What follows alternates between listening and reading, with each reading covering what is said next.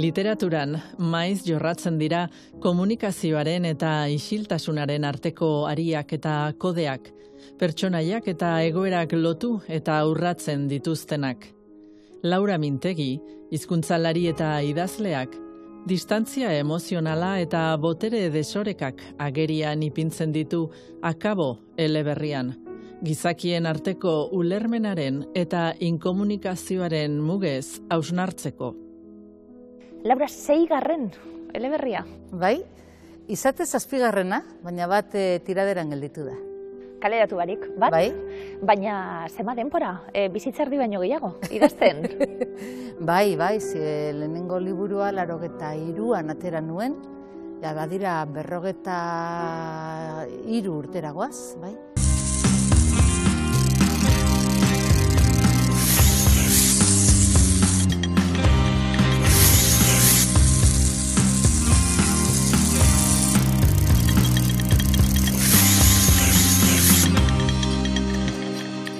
Sortu, eta liburuak sortu, eta arrakala batetik, min batetik edo jakin nahi batetik sortzen dituzu liburuak.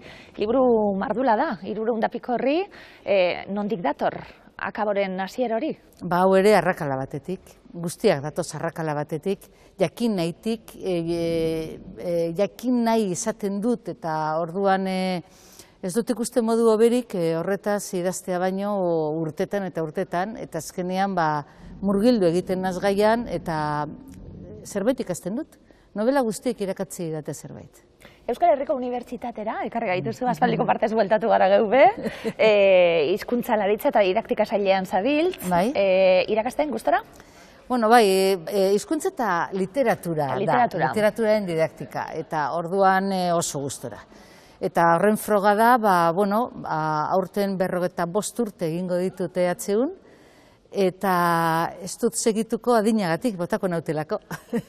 Jubilazioa dator orduen. Bai, ikasturtenen amaieran, baina ja 70 urteak eginda ditut, ja. Sasoiz, gazte, gauza asko eginda euskalpenen be jarraitzazu, lehendakari lanetan, eta gauza interesgarri asko egiten zelan dauen testuinguru orokorra eta politiko eta mundiala kontutan izan dabe bai, ezta? Bai, egia esan, badira ere urte asko kolaborazioak egiten ditudala irratian, telebistan edo prentsa idatzian, igual izango dira 40 urte inguru edo gehiago, eta nire burua behartu egiten dut horregoten, eskaini egiten badiate noski, beti esaten dut baietz, beti, hain zuzen ere horrek behartzen nagoelako egunean egoten eta kriterio bat izaten gertatzen ari denaz.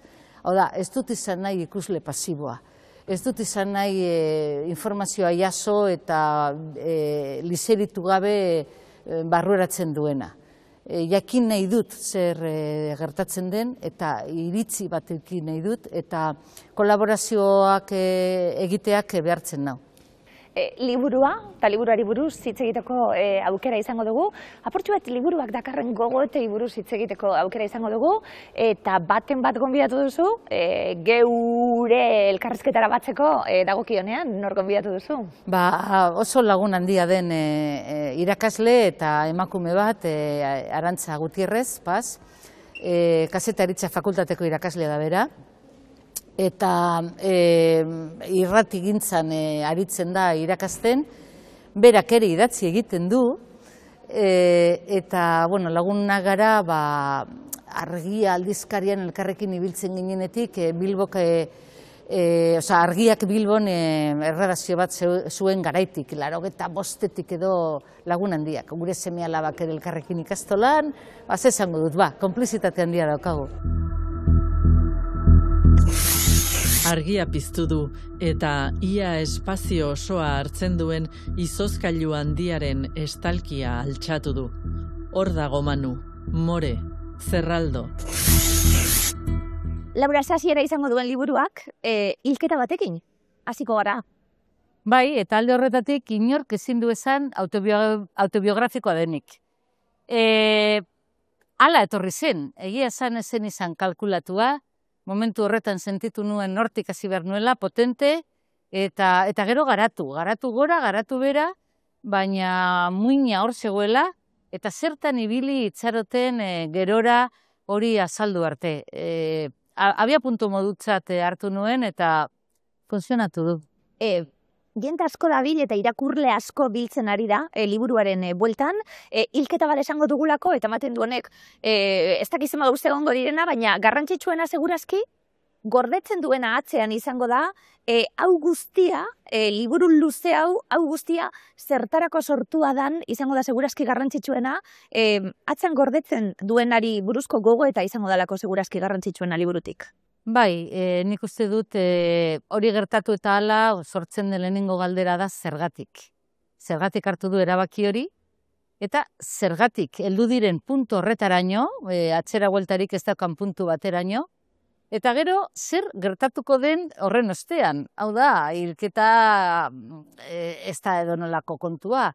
Orduan ondoriok esango ditu, egileak pairatuko du egoera traketzaren bat, zergatik hori eta hori ere bada jakiminerako elemento bat. Bi pertsonaia nagusi, pertsonaia asko egongo dira, tramak eskatzen duelako, eta azkenien urteetako ibilbidea kontatuko dabe bai, baina bi pertsonaia nagusi bikote izango direnak, eta emakumeak, Xinak, mutila, Manu, hilko du, pozoiarekin, afaritan, pozoiaren dosia gehituko dio, eta hil egingo du. Eta liburu osoa izango da, hortik abiatuta badakigu zer gertatuko den, baina nola iritsi dira onaino? Horize da kontua, ez?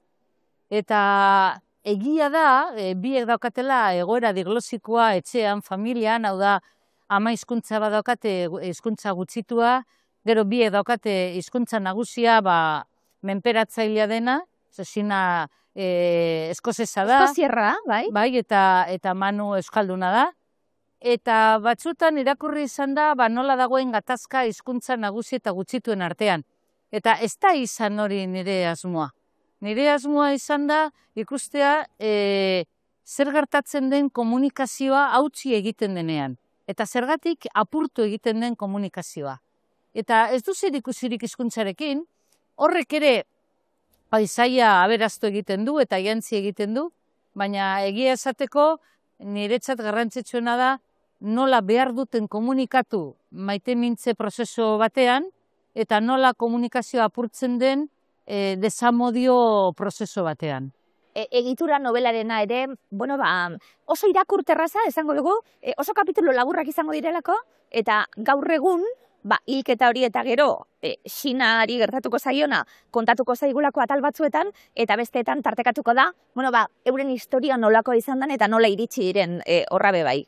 Hori da, elkarlotuta daude bi sekuentzia horiek, oso pilula txikietan dago kontatuta sekuentzia bakoitza, ardura handia hartu dut loturak egiten, hau da, irakurleak kapitulu berria irakurri behar duenean berehala kokatzeko ze momentutan dagoen eta zer gertatu den aurretik, hau da, lotura hori niretzat garrantzitsu izan da, ezin nuen permititu irakurlea ibiltzea horriak atzera botata jakiteko nondik datorren.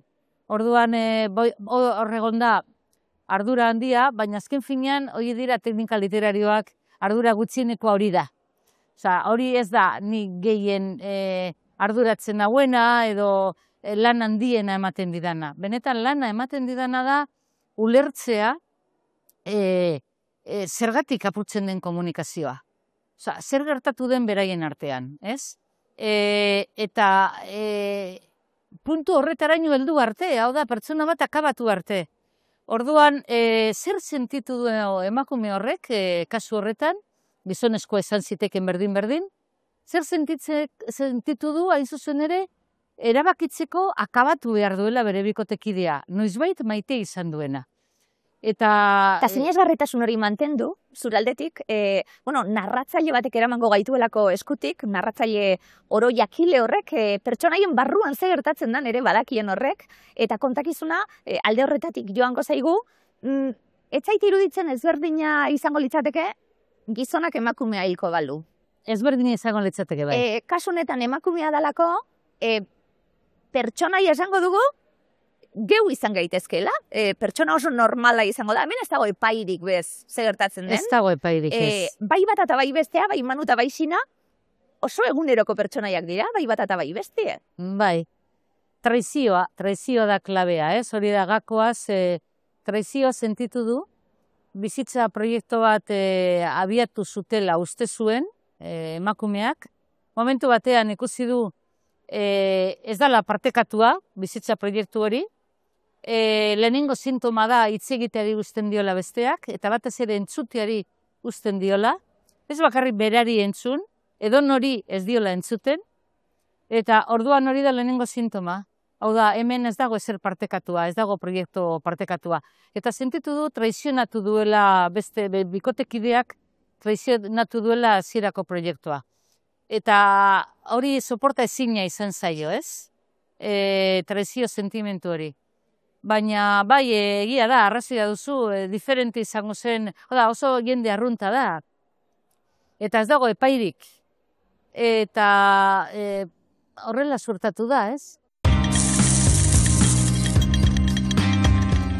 Nik aukeratu dan liburua, Rafia Zakariaren Feminismo zuriaren aurka liburua da. Arrasateko emakume txokoko irakurketa feministetan irakurri genuen, eta asko gustatu zitzaidan bai liburua eta baita gure arteko eztabaida ere. Interpelatzen dozkuen liburua gustatzen jatez, iruditzen jatelako ariketa deserosoa baina beharrezkoak direla, eta Rafia Zakariak zuzenean interpelatzen gaitu feminista zurioi. Liburu honetan, adibide pilo bat ipintzen ditu, eremu oso zabaletakoak, eta uste dut, izpilulan ona egiten dabiela, eta horregatik, liburu gomendagarria dela. Euskal Herriko Unibertsitatean gaude, Sina Emetik protagonista ibiliko dabe, ikergai egiten dabielako, hizkuntza gutxituei buruzko tesia eta doktoretza eta idazten dabil, maite dugunok gaia bai, gozatuko dugu, liburuan, hitz egiten da horri buruz bai, esan duguna, eureke batak eskotixa, besteak euskara, ama hizkuntzek, baldintzatuko dute euren norabidea bai, eta egiten da horri buruzko gogo eta beste menpekotasun harreman bat, hau guztia harremanen inguruan osatuta dagoelako, eta barriro beste inkomunikazio bat egongo da, Manuri dagokionez, Amari dagokionez, eta bar, segurazki irakurleak berak, atera beharko duen ondori hori ezta, baina hizkuntza gutxituak, beste menpekotasun egoera bat, eta balio du hau guztia kontatzeko bai. Bai, hizkuntza gutxituen fenomenoa ez da gurea bakarrik, mundu osoan kolektibo askok ezagutzen dute, eta izuzen ere hori izan da gaietariko bat, edo gakoetariko bat, beraien arteko komunin hori egoteko. Oda, egiatan batu dituena, izan da partekatu dituztela afekto batzuk, sentimento batzuk, bestela oso zailak direnak komunikatzeko, hau da, azaltzeko, zer sentitzen duen pertsona batek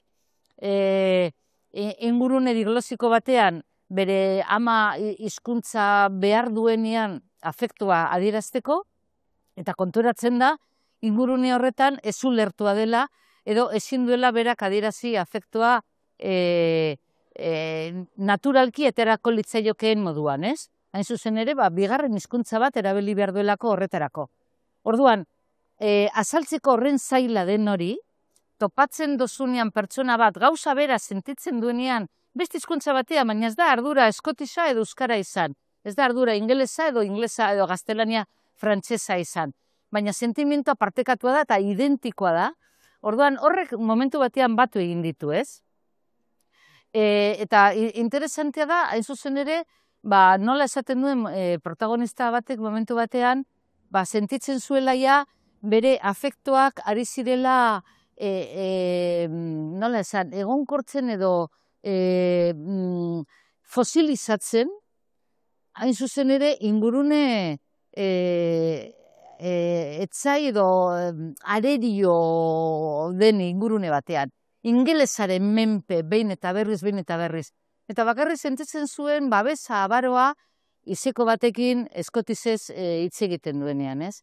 Orduan, halako baten euskaldun bat topatzen du, egoera berean eta esaten du, kontxo, honek ulertuko nau. Honekin montatu nezake bizitza proiektu bat. Gero ere euskaldunak bihurgune egingo dio momenturen baten, eta traizio hori esaten gabiltzena, gauzak aldatzen duena, hasierako akordio aldatzen duena, edozein alorretan gertatu aldana bai, baina horrek apurtzen du maitasuna, lakanen aipu bat daukazulako, hasieran jarrita, urrunegi doanean maitatzen dugun hori, bazkenien igual gure maitasunak ere ez dio jarraitzen, ezta? Hori da, lakanek hori dino ez, pertsona batek bere burua traizionatzen duenean. Bada laburperona liburuarena. Bai, eta hori izan da nire motorra, tiraka ibili den esaldia novela osoan zehar, 3 urtean gogoan eduki dudan esaldia hori izan da, ez?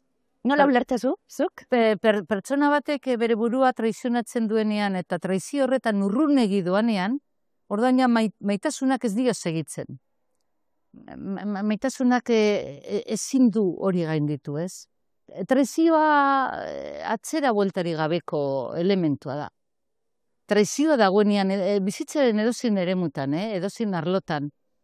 Ez da zertan izan bikote baten kasuan, edozein bizitza proiektotan, eta nik ulertzen dut bizitza proiektuak egon ditezkela politikaren eremuan, kolektibo batek justizia berri bat bilatzen duenean, status quo hobetu nahi duenean, egon daiteke artean, egon daiteke esate baterako kolektibo batek estetika berri bat proposatu nahi duenean, akademiatik kanpo, museotik kanpo edo erakusketa edo onartua den horretik kanpo dagoena, eta zientzian are eta argiago, hain zuzen ere, enziklopedian edo akademian ez dagoen proposamen berri bat egiten duenean kolektibo batek, hor apostu badago, apostu fuerte badago, eta konpromisu horrek eskatzen du hainbat privilegio edo hainbat erosotasun albo batera utzi behar izatea, baina kolektibo horrek aurrera egiten du, sinistu egiten dutelako horretan. Norbaitek tradizioa egiten dionean proiektu horri, lehenengo sintoma da hitz egiteari ustea. Ez komunikatzea besteekin eta ez entzutea besteek esateko daukatena. Orduan hori da lehenengo sintoma, eta ja berez dator urruntzea. Norbaitek kolektibo horri traizioa egin dionean, ez dakatzera bueltarik.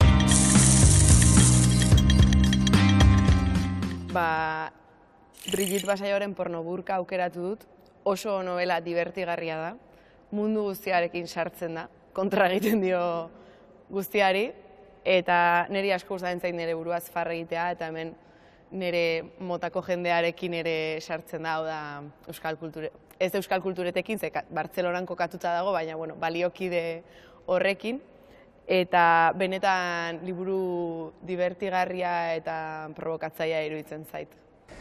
Joseba Sarrionandiaren Izuen gordelekuetan barrena, liburua edozein momentutan bisitatzen dudan liburua da, niretzat nolabaiteko ihesbidea ere bada. Askotan esaten da idazlearentzat idaztea bera terapia badela, baina niretzat liburu hau irakurtzeak nolabaiteko baretasuna ematen dit, ez? Nik beti konparatzen dut liburu hau irakurtzea itsasoan murgildu eta zure gorputza olatuek ara eta ona mugitzen dutenean senditzen duzun bake edo patxada horrekin. Aukera nezaken Sarriren edozein olerki liburu, baina hauxe aukeratu dut, euskal abestigintzako abesti ezagun askok, bertan dutelako jatorria, besteak beste, Lili bat, Sustraiak handituenak, edo Sorterriko koplak, 3, kasu honetan Mikel Laboak abestuta. Nuria Benditxoren Lur mortuak, orain Alberdaniak itzulpen argitaratu du, nik beregunean gazteleraz irakurri nuen eta jatorrizkoa katalanezkoa da. Gutxitan gertatu zait, liburu batekin irakurtzeari utzi behar izatea ezin nuelako jarraitu, askotan ez dakit ez, telebistako gesto hori ezin dut ikusi, liburu horrekin hori gertatu zitzaidan hainbat bider eta ez dakit. Eta ni, alaba, inoiz ukitu ez ninduena. Ez eta begiratu ere, ez bain ninduen emakume ikusten, animalia baizik. Emazteaganako baino errespetu handiago sentizuen abere horietako bat.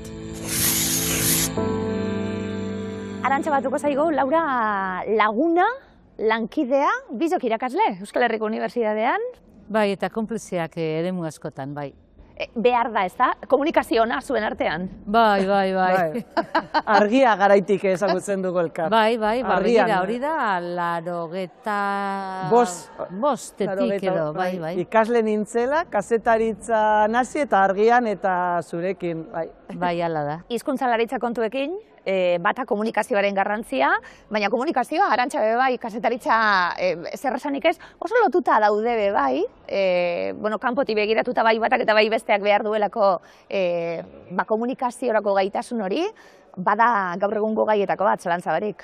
Bai, eta gainera nik lantzen dut hori pertsonen arteko komunikazioa, ez? Eta zentzu horretan, eta egon nahi zentzuten ere bai Laurak esaten duen horren inguruan, nik adibidez ezin dut ulertu erin komunikazio hori, ez? Behar dut, eta gainera banago herramienta tresnak ematen komunikazioa eman dadin, ez? Baina egia da, zerbait apurtzen denean, lehenengo apurtzen dena da komunikazioa, badakizu, askotan jendeak ez duelako entzun nahi. Eta ez duelako komunikatu gauza batzuk entzutea oso inkomodoak direla, deserosoak direla, ez? Eta orduan, mozten da askotan, jendeari ez zaiolako gustatzen entzutea eta horregatik.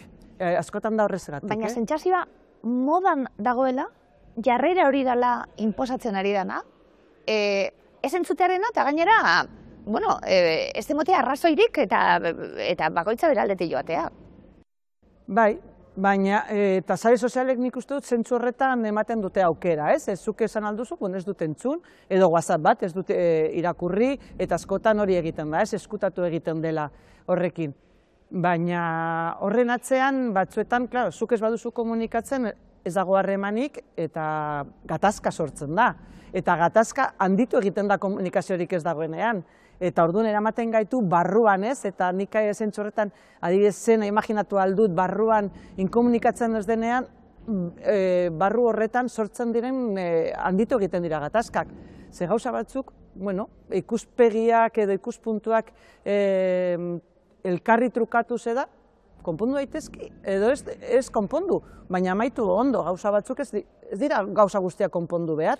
Erantzukizuna sentitzen zuie, batak eta bestiek, dinot, unibertsitatean gaude, etorkizuna, hementxe dau, eta etorkizuneko, apentsalariak ametik aterako dira, ustez, eta, ez zitu behar dira. Bai, guretzat funtsezkoa da, transmititzea ze importantea den komunikazioa gelan, ez? Lehengo gunean ikaslekin desesperatu egiten nintzen, ari nintzelako adierazten, ze importantea zen esate baterako literatura aurrei irakurtzen diegunean kontaktu hori. Eta sentitzen nuen, beraiek ez zutela kontaktu hori nirekiko. Nik esaten nien, zegoen entzulei begietara begiratu, eta nire zidaten begiratzen, pantailara ari zidan begiratzen. Eta orduan, kontrasan hori, saiatu nintzen kontrasan hori, agerian jartzen, ezakit lortu nuen. Nik zentzu horretan beste ardura badut, izango dira, etorkizuneko komunikatzaileak. Eta nik esaten diet, zuek ez dakizu zer daukazuen zuen eskuetan, ze zuek komunikatu beharko duzu hemendik ateratzen zaretenean. Eta bai, ikusten dut, eta haiek ez badakite, orain momentu honetan, eta gurekin ikusten da orain irakasleekiko harreman hori batzuetan apurtu egiten dela, jartzen direla pantaila baten aurrean eta ez digutela entzuten, zaten dut, kontziente izan behar zarete, ze egia da, hau da, ofizio irakaslearena bezalakoa, ez? Dira ofizio batzuk daukatela ardura handia, ez? Jendearengan eragina ezaten izango duzuelako, komunikatzen duzuenean eta irakasten duzuenean, ez? Eta batzuetan nik uste dut, geratzen garela teorian, gauza batzuk edukiak, baina formetan, ez? Azatzea, behitu, gozatu behar duzue eta pertsonek, ere zuengan ikusi behar dute referente bat, ez? Eta ardura horretan ere, komunikatzen duzuenean, irakasten duzuenean, kontuan hartu ere pertsona zaurgarrienak zeintzuk diren, nola hitz egiten dugun, ze hitz egiten dugunean, komunikatzen dugunean, harreman horietan ere sartzen ari gara munduarekiko harreman bat, ez?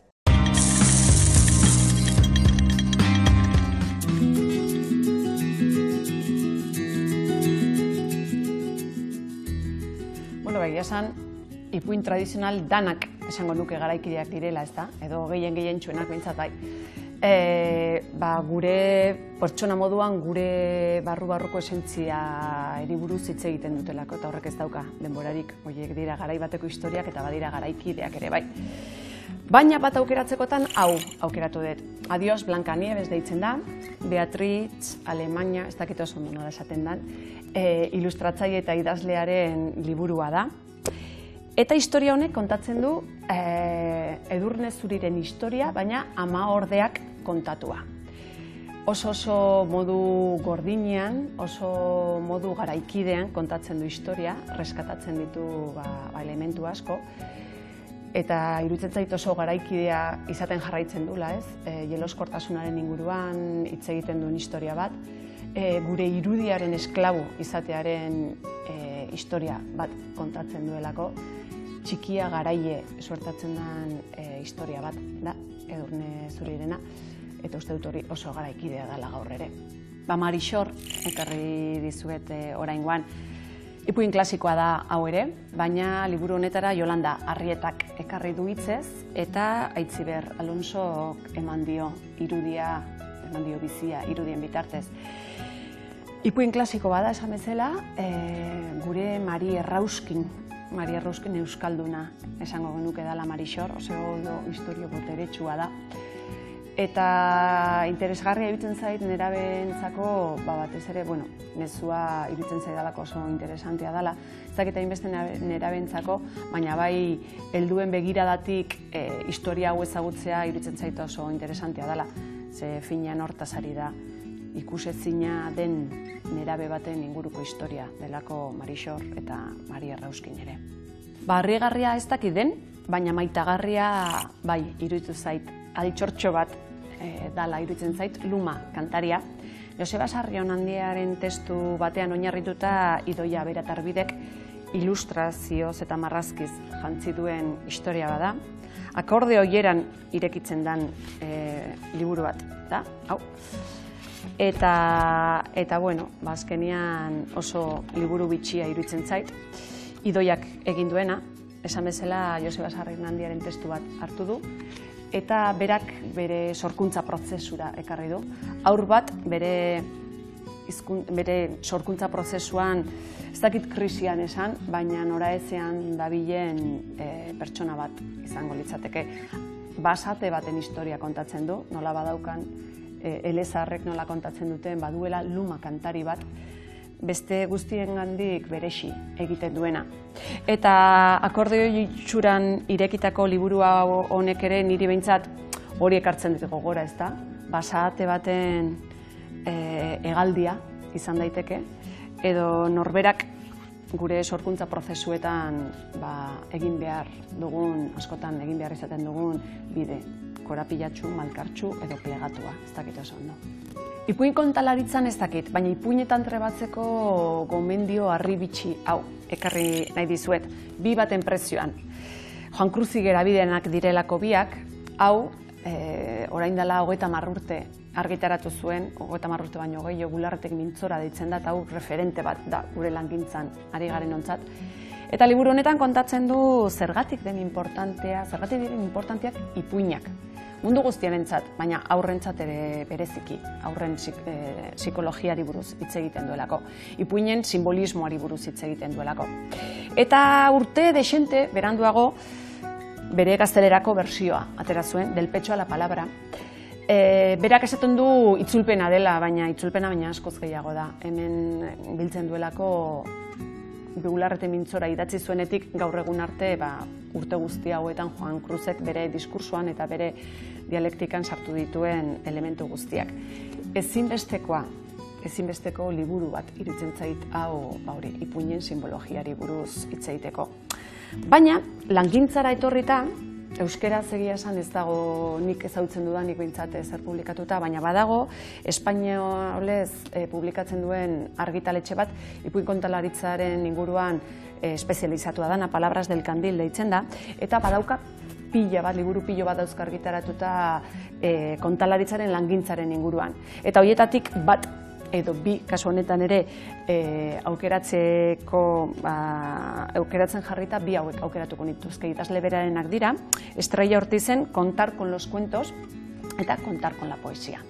Eta bi honetan bai, gure langintzaren inguruko xirrikutu guztiak bertan aurkitzeko aukera aukiko duzue. Arrazoi asko egon daitezke eta eraberian esango nuke bakarra eta xinplea. Irakurtzen dut edo irakurtzea gustatzen zait, nire bizitza zoro honen erdian atsedenen gune bat, dalako niretzat liburu bat irekitzea. Eta pixka kuskusera naizenez, jakin izugarria daukat liburu bat irakurri eta bertan kontatzen den edo bertan protagonistak diren hoien bizitzan barruan murgiltzea eta zer gertatuko zaien eta zer gertatzen ari zaien oso errex konektatzen dut tramakin eta historiekin eta esan bezala horrek laguntzen dit nire eguneroko bizimoduan arnasgune bat hartu eta atsedenen hartzeko. Zalantza barik, kazetariak esan dugu, irakasleak esan dugu, eta idazleak, Laura, hau guztia hartuta, hau guztia badagoelako liburuan, eta liburua bestelako kontu bata, egunerokotasun bat izango da, harreman bat izango da, pertsonaia, normalak izango dira, errekonozitzen ditugunak izango dira, baina hori guztia fikzioaren bidez, fikzioa egiatzat hartzen duzula, esan duzu inoiz, fikzioa erabili, honelako egiak kontatzeko eta batez be irakurleari, pentsamentu hori ekarteko burura be bai, ezta? Bai, novelak egitearen helburutariko bat izan zen hain zuzen ere irakurlearen gana heltzea. Nik kontu batzu neuzkan, ardura batzu neuzkan buruan kontatzeko eta lehenengo joera zen, saiakera akademiko bat egitea. Eta konturatu nintzen horrekin oso urrunera nintzela helduko. Banekien novela forma eman da urrunago helduko nintzela. Hor ere badago komunikazio asmo bat, ez? Idatzitakoa irakurria izatea, hori zen ardura bat.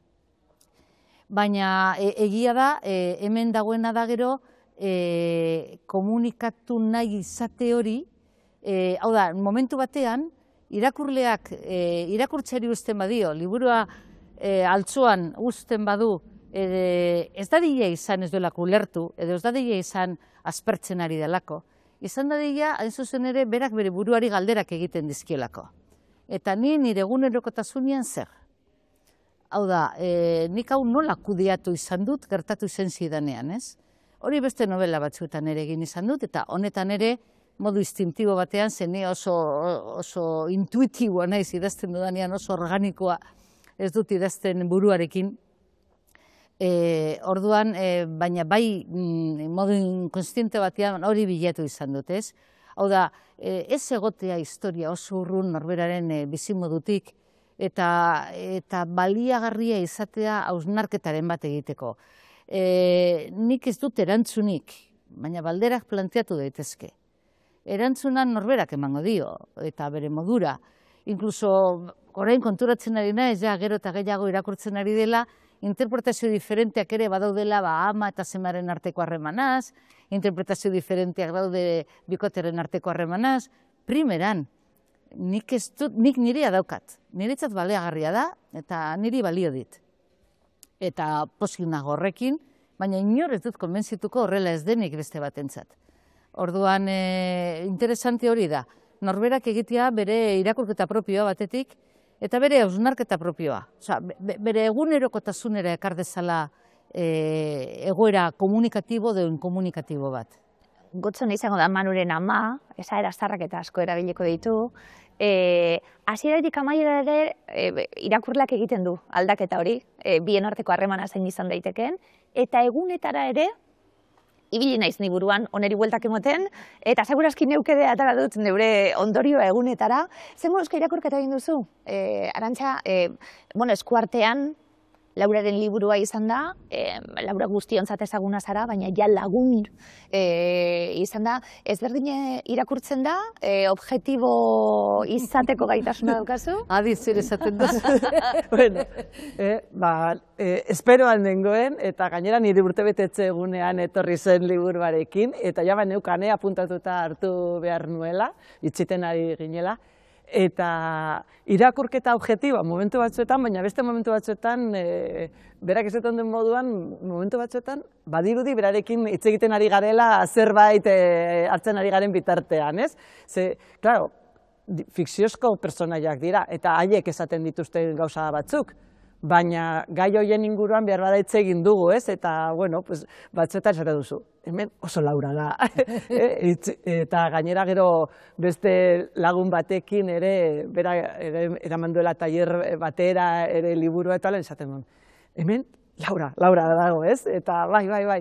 Orduan, egia da, hasieran nola hasten dan, ez? Guztio badakigu nola hasten dela hilketa, pertsona bat dagoela hor frigorifiko batean, eta esaten du, nik Laura horran espero dut, hilketa hau metaforikoa izatea, ez? Eta horrela, baina, bai, orduan, objektibitatez, bai, ze gainera nik aurreko guztiak irakurrita ditut, ilusioaren ordaina ipuin horietatik hasita, eta hitz egiten, baina gero ere ikusten duzu, bere aztarnak hor daudela, ez? Eta batzuetan ikusten duzu pertsonajeekin batera bera ere egoten dela gauza batzuei buruz hitz egiten. Bueno, Lacan bera, ez? Berak ere tesia egin zuen horre eta Lacanen pentsamenduaren inguruan askotan hitz egiten du eta idatzi egin du eta orduan, bueno, bai, badagoela. Eta orduan, objektibitatea badago ere, bai. Gainera gero historioak eramaten zaitu. Eta hori da beste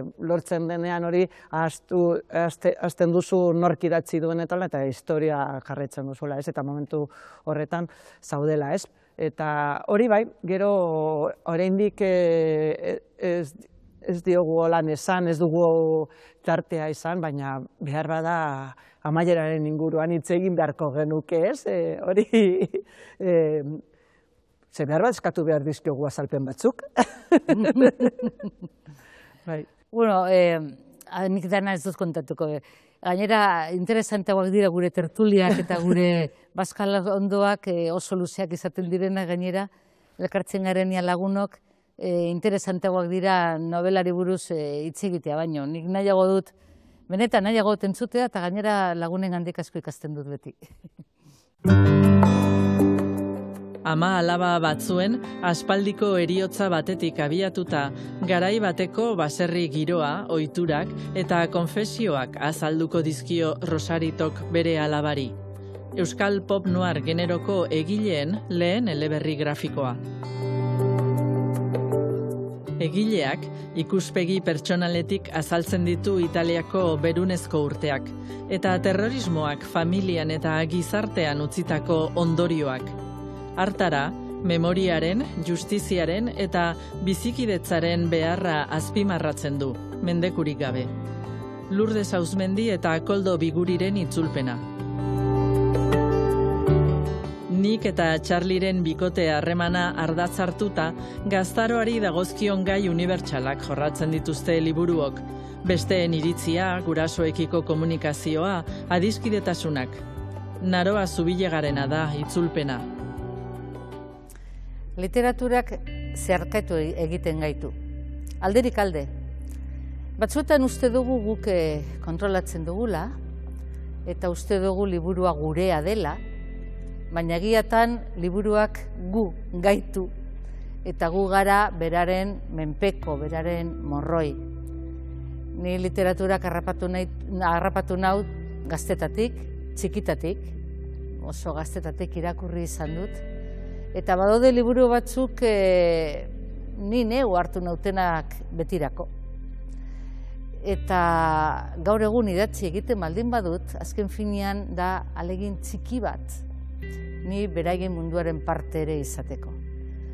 Eta liburu berri bat ateratzen dudan bakoitzean, sentitu egiten az liburuen mundukoa, mundu horretako partaidea, eta hobeto sentitzen naiz.